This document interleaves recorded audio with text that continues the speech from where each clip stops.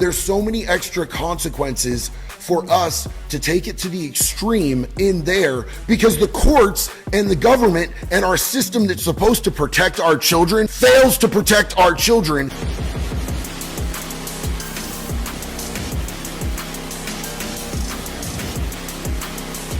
Hey everybody, welcome. I'm here today with my friend Ian Bick. He's going to be doing something a little bit different today. He's going to be asking me some questions here for my channel, for this community. He let me wear a shirt today, which is astounding. I'm really happy to be somewhat clothed, even though this isn't like a full shirt. It's what I'm comfortable with. Ian, enough. This is not your OnlyFans. So we're going to get into this, you guys. Thanks for watching. I think you guys are going to get something out of this today for sure. JD, yes, sir. Welcome to your podcast episode. Hey. All right, JD, who's the stupidest criminal you've ever met? I was in county with this dude in Lane County Jail, and this dude, I swear to God, I saw him several months later on that show, Stupidest Criminals. This dude had been stealing ATMs, and what he would do is he would pull up to him, he would throw a chain around the ATM, attached to his truck, and he would drive off, drag the ATM for a little bit, and then get it back up into the bed. So he went to a bank. And you know the vacuum tube stations that you just send a little tube to the teller? He wrapped one of those and dragged that thing like 3 blocks thinking it was an ATM, and he got busted, and he would have got a lot more charges, but there wasn't a single dollar in there. So he ended up not getting as hard hit. And the judge looked at him. I was actually at the first hearing with him, and the judge looked at him and said, "Boy, you must be stupid." And he just kind of went, "Yeah." Do people prank each other while they're in prison? You know, a lot of the times we'll prank each other in there, and it's simple stuff. You know, like people will put their bookmarks in their book and you'll move their bookmark. So they go back to their book and they're completely confused. There was this dude that was relentless about pranking, constantly pranking his cellie. And his cellie told him, "This shit's getting old, son. You need to stop." And this kid was an inmate, and he was housed with a convict, right? So, you know, the convict put up with a lot from this kid because he was like, "I'm not trying to hurt this kid. I'm not trying to hurt this kid." This kid tore the last 10 pages out of a book this dude had been reading. And this dude was a slow reader. He was really invested. He ended up stabbing this dude 7 times. Over tearing the last 10 pages out of his book. Wow. What's the creepiest crime you've ever seen? There was a dude that I was in county with who we called him Three Fingers. He literally got arrested for unlawful possession of human remains. They found him with 3 fingers, and they weren't able to identify who these fingers were from, but 2 of them were matching and another one was not matching. So unlawful possession of human remains, that's pretty out there. That one stands out to me for sure. What's the craziest thing you've seen in county jail?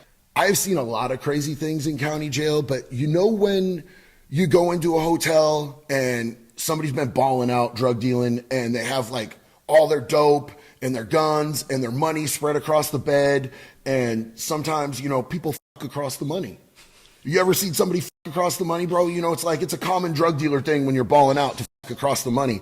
I seen these 2 dudes. I was an orderly. I walked by this cell, and these 2 dudes have all their canteens spread across the bed, and this one dude is riding on this other dude, and they're f***ing across the money in county jail with canteen. What's your craziest story from prison? Probably the craziest thing, and I didn't personally witness this, but it happened on my block. There was an individual who was a trans individual who was partway through transition, had, you know, upstairs transitioned, but she hadn't downstairs transitioned, and she tried to complete her transition with a pair of toenail clippers. They found her. They had to get her directly to medical. She never came back to mainline. To take nail clippers and try to do that yourself, that's crazy. Who is the scariest drug dealer you've ever had to deal with? Hands down, there was this dude in Portland, Oregon, and I've dealt with a lot of scary drug dealers, but this guy had a nickname, the Tooth Fairy. He was actually a meth cook, and this dude had a policy. He loved the idea that people's teeth were falling out because of the drugs that he was selling them. So if you brought him back teeth and you were a regular customer, he would give you a 20 bag for the tooth that fell out of your head. But this dude, like, nobody called this dude the Tooth Fairy to his face. He went by Japan and he had a bunch of anime tattoos all over him. He and I got along for a while, but there was this suicide girl that was a dancer there in Portland, and both of us were friends with her. He liked her. Like, he was serious about her. And she kind of liked me. I had nothing really for this girl except that we were friends. He got really upset at that, and he tried to poison me with a batch of dope. I got really sick, man. Like, if I had snorted or if I was a shooter, I probably would have died. But I smoked. After the first hit, I started projectile vomiting. To this day, I don't know what he put into that meth, but it made me violently ill. And I had a grudge against that dude. I went out, I picked up a pistol. I was going to try to find this dude. I ended up getting in a high-speed chase in a stolen car and having to throw the pistol. And I ended up getting arrested shortly after that. And I never heard or saw from this dude again. But man, that dude was creepy, straight trying to poison me. Wow, you could have died from that. 100%, man. I was super sick in a hotel room for like 3 days. Why do pedos survive prison? Look, here's the thing, man. We torture them. We do everything that we can. But when it comes down to it, even people that are hardened criminals, even people that are like the worst of the worst, like most people aren't killers. Most people aren't killers. And you still have something to lose when you're in prison. Your quality of life can be so severely diminished. If you do kill someone while you're in prison, you generally go to death row, or you up whatever sentence you have to a life sentence. You can spend 18 months in an intensive management program, in a solitary unit. There's so many extra consequences for us to take it to the extreme in there, because the courts and the government and our system that's supposed to protect our children fails to protect our children. It's supposed to fall back on convicts. A lot of people have this attitude like, why don't you just kill all the pedos in there? Because there are real life consequences for us in there too. They don't give you a lollipop because you kill somebody in there. And when it comes down to it, a lot of us may have messed up in our lives, but the majority of people in prison are not killers. Did you ever work with any dirty cops?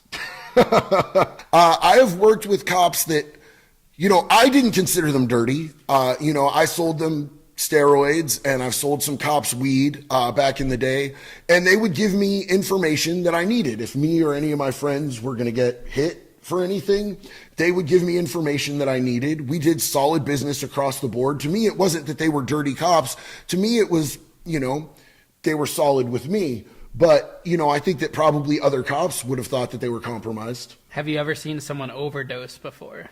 I've seen a lot of people overdose, probably, and, I've Narcaned people multiple times. I was working at a sober living facility that housed a lot of men, and one time we got a call that someone was in the bathroom overdosing, and I was the first one on scene. And we get in there, and dude had shot up, and he was in the shower when he shot up. A lot of the times dudes will go in the shower to try to mask what they're doing. The shower had been running for like over an hour, so the room was just steamed up. Dude was on the floor, butt naked. He had puked. He had shit himself. He was non-responsive when I got there. So I ended up hitting him with the Narcan, and I only had one Narcan on me. It wasn't bringing him back. But as soon as someone overdoses, you always want to call 911, because the opioids can last longer than the Narcan. You might get them out of the overdose and they might go back into it. But I had to sit there with him in this bathroom, tiny little bathroom filled with shit and vomit for about 15 minutes, just praying that this dude lived. Until the paramedics got there. The police were the first on the scene, and they wouldn't even come in the bathroom because it smelled really bad.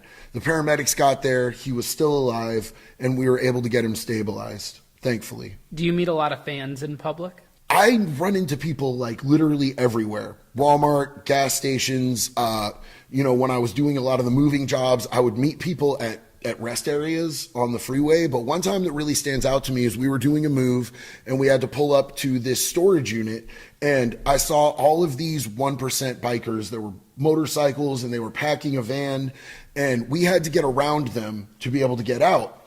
And so we drove up, and there was a large group of them. And we pulled up and we're like, hey man, we're in a big moving truck. Hey man, can you guys move so that we can get through? And they're staring at us like, a bunch of bikers are just staring at us, and I'm like, okay, this could go a couple different ways right now, you know what I'm saying? And one of them goes, "You're the guy from TikTok." And I was like, yeah. He goes, "Hey man, we'll totally move this van for you, bro, but the battery died, so we're gonna have to push it." So I jump out. Two of the other guys go, "It is the dude from TikTok." And apparently like half of the group of them follow me. Super cool guys, super chill. We moved the van out of the way, gave a bunch of daps up, and it was like a really cool experience, man. JD, thanks for having me on your channel today, man. This is awesome. Asking you these questions and whatnot. I get to see like the unfiltered version of JD Delay. Thank you for doing this, man. I really appreciate you. Do you want to close out for your peeps? Absolutely. Hey, I appreciate everybody riding out with us, man. I really want to thank Ian Bick for being here. I will see you guys on the next one. One love. Be good or be good at it, y'all.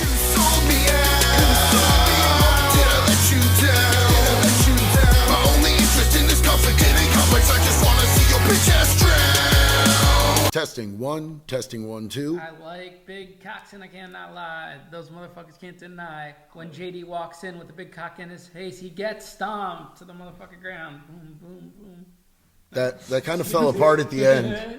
You know what I'm saying? You had me with like a subcockle tingle for a second there, and then it just fell apart. Totally.